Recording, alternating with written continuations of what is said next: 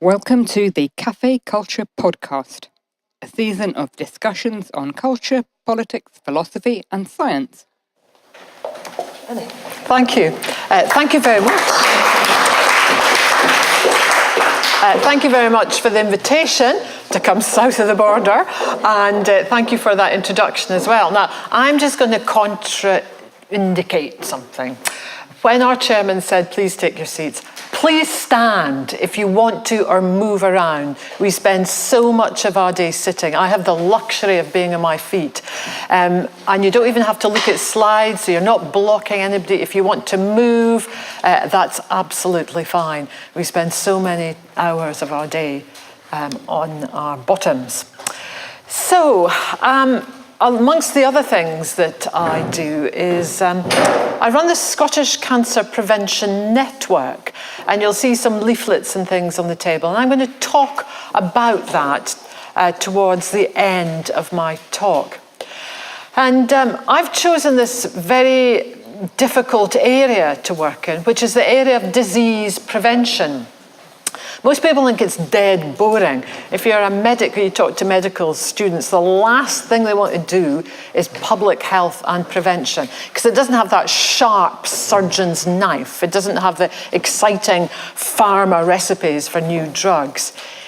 But prevention is both a science and an art, because it's about understanding the evidence and how you can put that evidence into practice. And that's the area that I'm interested in, is why we spend millions, if not billions of pounds on research, finding things out, and we do nothing with it to bring it into practice. It isn't easy to change what we do and to bring about more prevention efforts, but I think that we have a need to be able to do that. And that's really some of the things that I want to head up tonight, and I hope that we'll have discussion around that.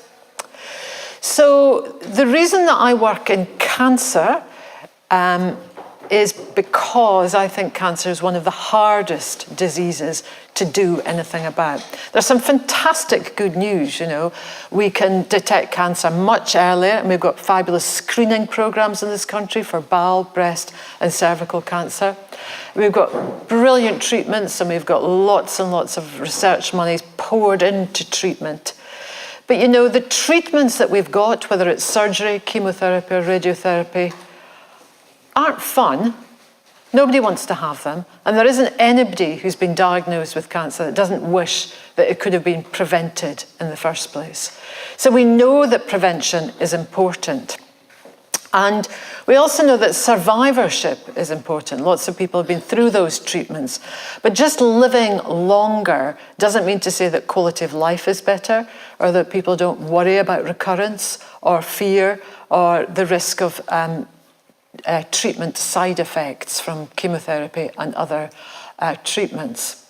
So we talk about, it's fantastic that, for example, people with breast cancer, 90% of women with breast cancer will survive 5 years, and 80% 10 years. That's an absolute headline. But the quality of life, and actually if we could prevent it in the first place, that's really where I'd like to see a focus. So I guess then that raises the questions about what do we know about prevention of cancer? And what do we know about what lies ahead of us as a population with respect to cancer? So I'm going to give you some Scottish figures. I hope you'll excuse me for doing that. But actually, the English figures aren't available. So we're ahead of the game here. But it's not a good game, because it says that between 2003 and 2018, and going forward for the next 4 years, the incidence of cancer in Scotland will rise by 28%. That's a lot. We talk about 1 in 3 people having a diagnosis of cancer. Do we have to head into that? Can we do something about that? Now, what we can't do is the fact that we're all getting older. We can't stop the aging process, sadly. So we've got to kind of live with that. And that's one of the reasons why we think there'll be more cancer cases. Neither can we do anything about our genetics and our family history. If there's a risk there, we can't change it. Of course, you can diagnose the cancer early through screening, But we've got age and we've got genetics that we have to deal with. But we can do something with lifestyle. And lifestyle accounts for probably about 30% of many common cancers. If you look at something like bowel cancer, it's estimated to be almost half of that disease is related to lifestyle. So when there are no drugs, or no drugs without side effects that can be given for prevention, it seems to make sense to me that if we have evidence that says we can reduce our risk by quite a high percentage, it's pretty daft not to put that into practice, not to talk about it, not to discuss about it, not to share. Because when we're having cancer conversations, it's not all about the treatment, but it's thinking about how can we stop or reduce the next generation having the burden of cancer that we have and our generation will have. And of course, cancer is not just a problem in this country. If you look globally, the estimates from the World Health Organization are that figures for people diagnosed with cancer will jump from 14 million globally to 22 million between 2012 and 2030. We're a rich country. We can afford, we think we can afford those treatments. Go to a third world country where you see more and more cancer developing. They will never be able to afford that. So prevention must underline our health policy and going forward. So I'm going to move on to talk about cancer and obesity, but I want to just flag that, of course, obesity is one risk factor in relation to cancer, and I'll talk about some others. Tobacco and use of tobacco is, of course, still the riskiest lifestyle factor. But people are, of course, more and more people are becoming non-smokers, which is fabulous, that's great. But that alone will not be able to decrease the cancer projections. So funnily enough, I still meet people, and I still meet a lot of healthcare staff who look at me and say, you're talking about overweight and cancer? Just hang on, because isn't one of the symptoms of having cancer weight loss? So isn't cancer associated with being thin, with losing weight, with making sure people get enough to eat? And we've seen cancer patients in the wards and they get cream cakes and anything they want to eat. So aren't you just on the wrong ticket? And I'd like to say that I was, but in fact, of course, what is happening now is that people are getting diagnosed much earlier, long before weight loss sets in.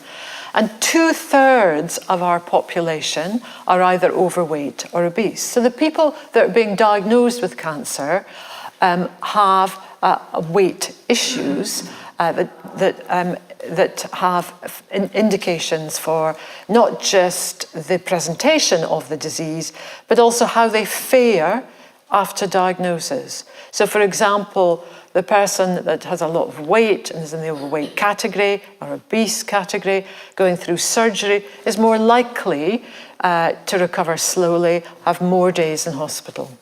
The person with obesity may respond less well to chemotherapy because the dosing is uncertain according to different body composition.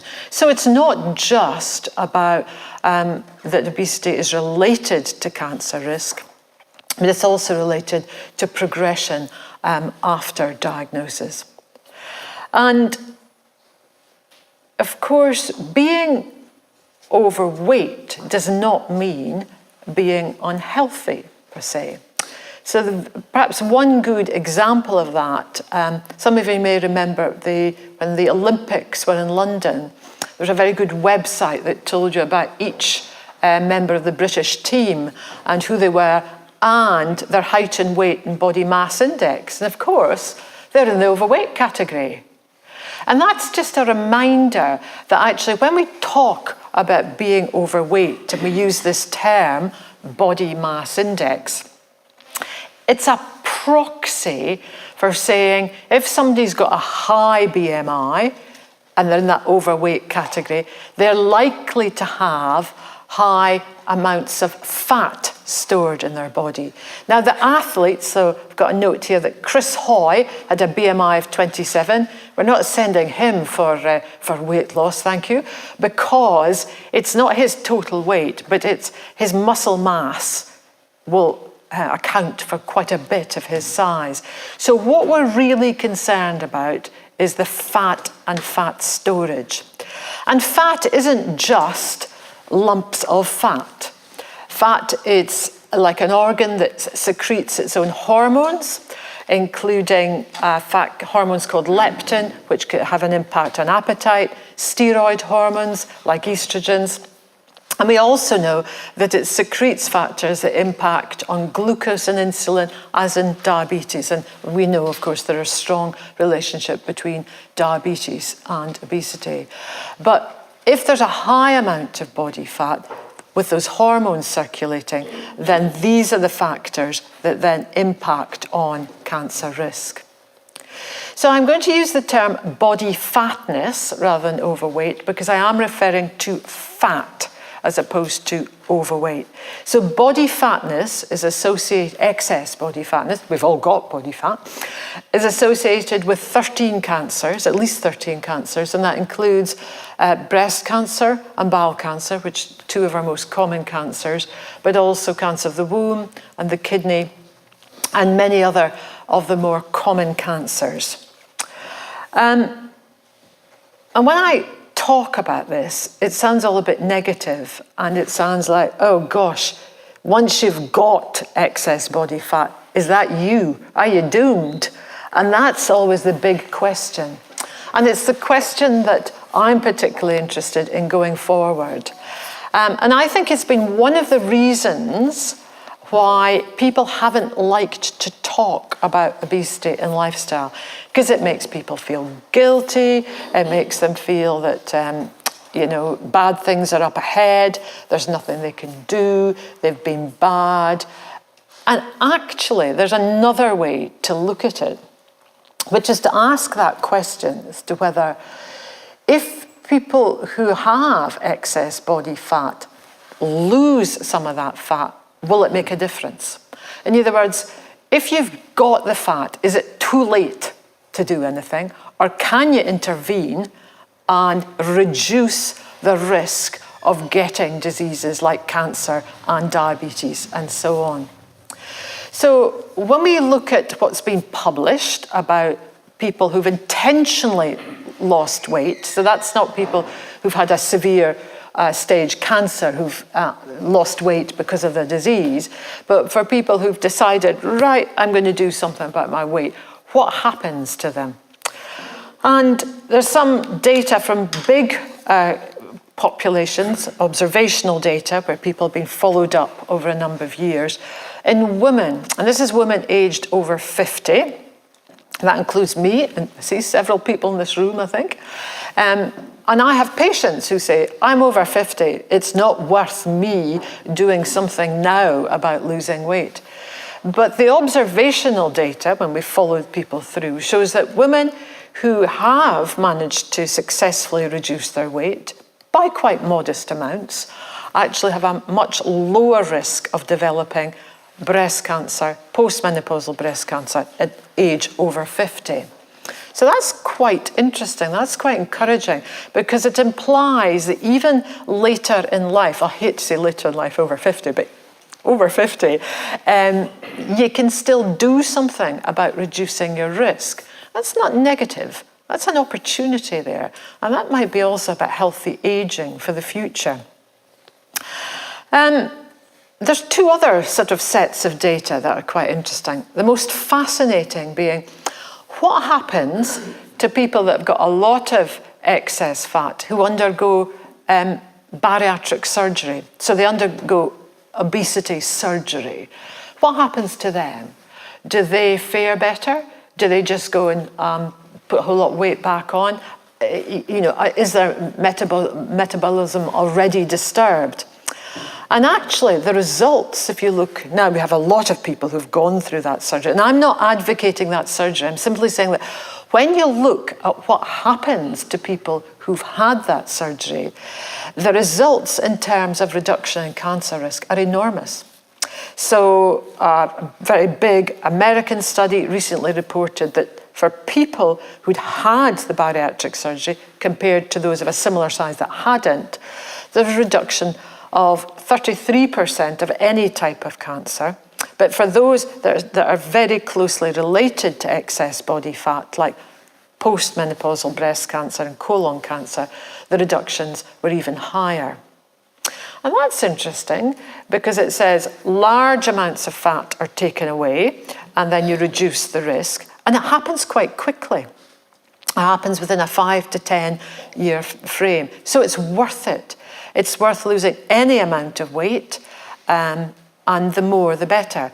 But we don't want everybody to go having surgery. No, thank you. That has a whole lot of complications in itself. But modest weight loss through diet, principally, and physical activity would seem to be beneficial. Many years ago, there was a very large study called the Women's Health Initiative undertaken in the US. Only the US could afford something that big. To look at women who were aged 50 to 74 and put them on a very healthy diet to manage weight and do everything right in terms of diet. And they were followed up, and there wasn't much change in their health when they were first followed up, but it's now 24 years on since that study was done. And the reduction in one particular cancer related to obesity, endometrial cancer, cancer of the womb, is very notable. So the woman who had lost weight, even a modest amount of weight, 5 to 10 kilograms, 24 years ago, had much lower rates of womb cancer 24 years on. So weight loss and being able to hold on to that weight loss can make a difference. We don't yet have any big trials of weight loss because to do that, we might be looking at follow-up of 24 years, which makes it a very expensive approach. But these studies that we do have would suggest it's worthwhile in terms of cancer risk reduction to both avoid excess fat, but once it's there, to actually do something about it. And one of the things that I find very difficult is people not wanting to talk about this. And I feel that there's a duty of care to be able to present that evidence, to say that the direction looks like we can do something about reducing our cancer risk. But then the next question people have is, well, but can we actually do something about reducing our body fat without reverting to surgery? And the answer is we can. And I'm just going to give 2 or 3 examples from some pieces of work that I've been involved in. So one is a project called Football Fans in Training, which was a weight loss program, which was done as a big study with all the premier football leagues in Scotland. Now, we weren't getting the players to lose weight, you understand, but we were recruiting fans. Lots of people go to football matches. Lots of people watch these incredibly athletic people on the field whilst sitting. By the way, feel free to stand. And, you know, enjoying sitting back. And there's a lot of overweight and obesity in Scotland. So we offered a free program, 12-week program, in the gyms of the football clubs. So we had loads and loads of people signing up. We ran it as a trial, so we only needed, I think it was about 500. And they came in, this is men only, and men are apparently very difficult to be able to lose weight. I don't believe that for a minute. These men poured in, they did their 12-week program, which focused on diet, physical activity, and of course, alcohol.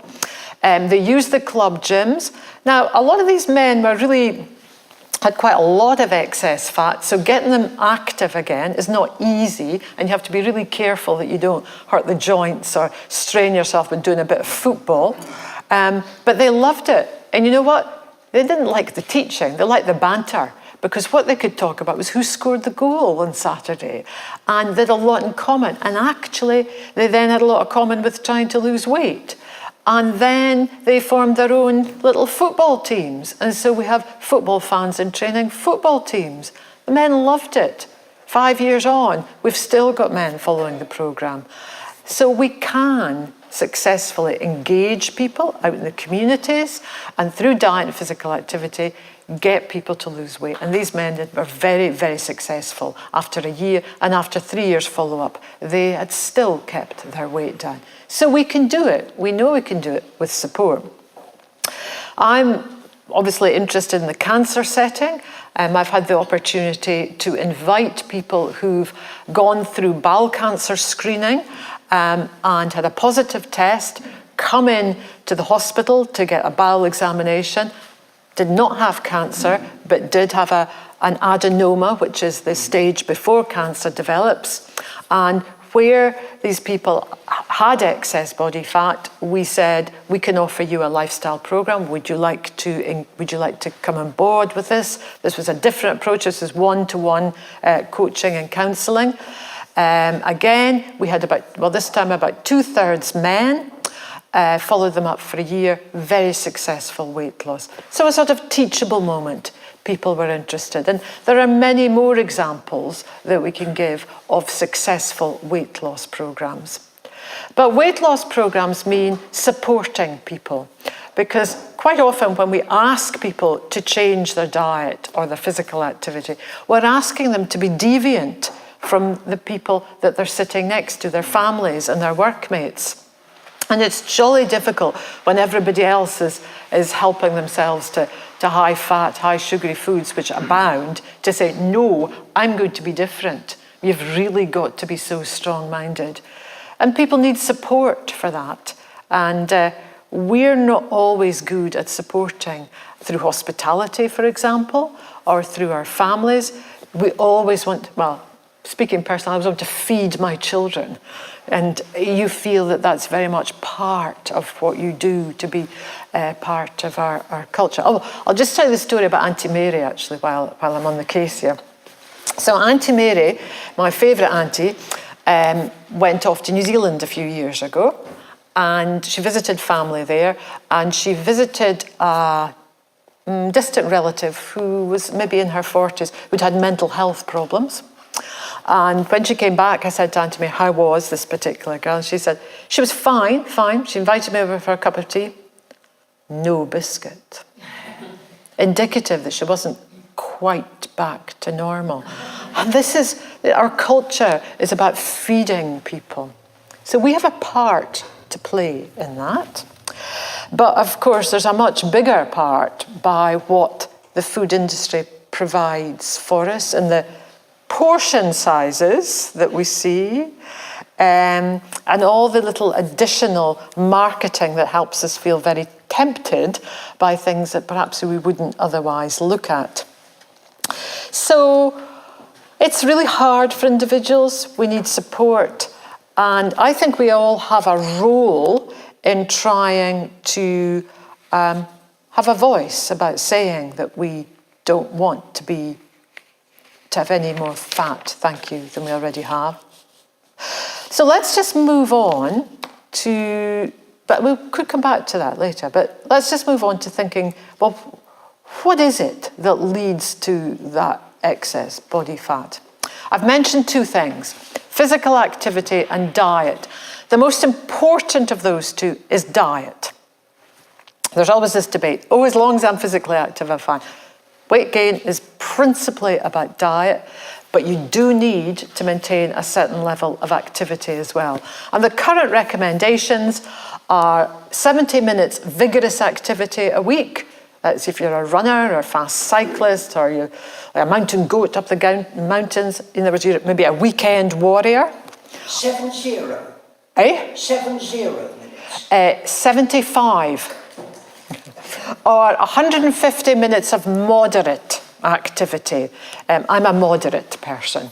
And that's built up over a week. A 10-minute block, so if you were to go out here, we can maybe do that coffee, a quick brisk round the building, and that counts 10-minute blocks, so you're kind of minimum to make it count. Great thing to do, 10 minutes walk. It's like a dog walk, you know. You can go for a dog walk even though you don't have a dog. There's nothing stopping you if you're able. But the other thing is we've got to reduce sedentary behaviour as well. We've got to reduce that sitting time.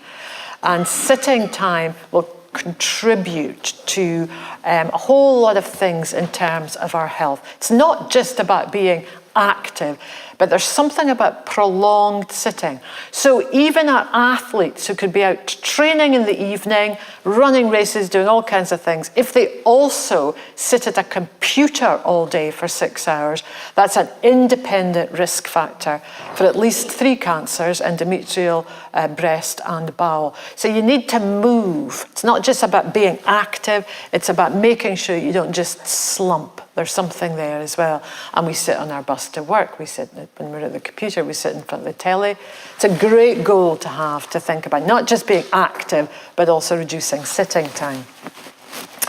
Okay, and now for diet, what is the evidence on diet? We could spend hours just talking about diet. So just a very quick glimpse about what we know in terms of cancer, but it's also relevant to managing weight. So the good news is that what we need to try and move towards is a plant-based diet. It doesn't mean to say you have to be vegetarian or vegan, but largely plants. So whole grain cereals, beans, vegetables and fruit, with somewhat less meat than we currently eat, particularly processed meat like sausages and burgers and so on, which are also related to excess body fat. Little sugar. And of course, when we're thinking of where our calories come from, it's not just food, but also drink. So sugary drinks, I think we've all heard a lot about in the news in terms of sugar tax. Sugar is not directly related to cancer per se, but it is related to gaining weight and weight gain, so therefore it's linked in that way to cancer. But alcohol, which of course is a carcinogen in its own right, there's no level of alcohol is helpful in terms of cancer, has calories too. And sometimes it's not just the calories in the alcohol. I had a blog from somebody the other day who was saying they'd given up red wine and the cheese and biscuits and so on that went with it. So it's very easy to think where extra calories come from. And then I am sure that some of you are sitting in this audience thinking, A, I've heard this all before, and B, I mentioned my Auntie Mary, but I've got 2 more aunties to introduce you to. I've got Auntie Jean and Auntie Norma. Now, Auntie Jean is a character that you may know. So she has always been overweight. She's liked a good drink. She likes the telly, centre of the party, and lives for a long time. So that just goes to show, doesn't it, that all this stuff just doesn't work. And then you may also know Auntie Norma. Now, Auntie Norma does all the right things. She plays tennis, she has a salad every day, and she walks back and forth to work. An occasional sherry, ticks all the boxes, develops breast cancer at 50 and does not respond to treatment and dies young. We all know those 2 ladies, don't we? And apparently everybody knows people like this. So I was very interested when I saw this study from North America. 30,797 women. And they were assessed as to whether they were Auntie Jeans or Auntie Normas. Of course, that's my terms. But they were assessed to see whether they had a healthy lifestyle or a not so healthy lifestyle. So when you put the Auntie Jeans who did all these terrible things, do you know, there was 571 of them out of that 31,000. So I don't think that Auntie Jeans are actually as common as we think they are. And in terms of the anti-normers who did all the right things, well, they're not that common either. 1,876. So we think we know these people, but actually, there's probably very few that do everything bad and everything good. But the thing is that when they analysed the results by the development of breast cancer, they found that the anti-normers, those that did everything right, had a 60% less chance of developing breast cancer. So it didn't prevent breast cancer, but it severely reduced the chances. Now, my feeling is that until we have something that can prevent breast cancer, like a drug, then it's worthwhile following some pretty healthy lifestyle advice, because there's not much else we can do to reduce the risk. And of course, by the way, we will also reduce our risk of diabetes and heart disease as well. Okay, I'm going to wind up now by saying a little bit about the Scottish Cancer Prevention Network. So I've talked a bit about why I do this type of research, moving evidence into practice. And about 10 years ago, we set up this Scottish Cancer Prevention Network, where the aim is to try and get evidence out into practice so that people know what the science is, and also innovative ideas from not just in Scotland, but around the country and elsewhere, as to how we might help to change lifestyles. And that could be policy related to government regulations, or it could be what an individual does, or what a health professional does, or what you do. And on the tables, you will find an example of a newsletter. And every 3 months, we produce this newsletter. If I could just hold that up, okay? Right, this one is actually an issue devoted to cancer survivorship. They're free. You just have to sign up for them, and you'll find sign-up sheets there if you're interested. But we also do some other things. So one of the things we're trying to do is to encourage a culture where we're all more active. Now, I've not done well in getting you to stand up tonight, but you may be shy. So on the table, you'll find these little cards. Now, if you would like to turn them over, you will see some exercises. You'll be glad to know I'm not going to invite you to do the exercises now, but these are called kettle size. And they're called kettle size because when you're waiting for the kettle to boil, what do? Let's do something different. We've got 3 posters if anybody wants them, but these are quite fun, these little cards. And I have, for a different audience, said, please join in and do them. But they're just sort of examples, and we have many other examples of ways in which we can, just in our own little way, try and tip some of the things that we do about how we live our lives to make it more interesting towards being more physically active and changing our diet. So I have left on the table some sign-up sheets. I don't want you to be thinking because you're south of the border, you're not eligible for them. We have people as far away as Australia that have signed up. So please, if you're interested in the science, if you're interested in the practice and any of our social media, which includes Twitter, and the Twitter is the SCPN, then please join us. Please join us if you think that you would like to support the evidence that we have about cancer prevention. The evidence we have about cancer prevention being moved into practice, because the more people that are heard, the better it is. Thank you.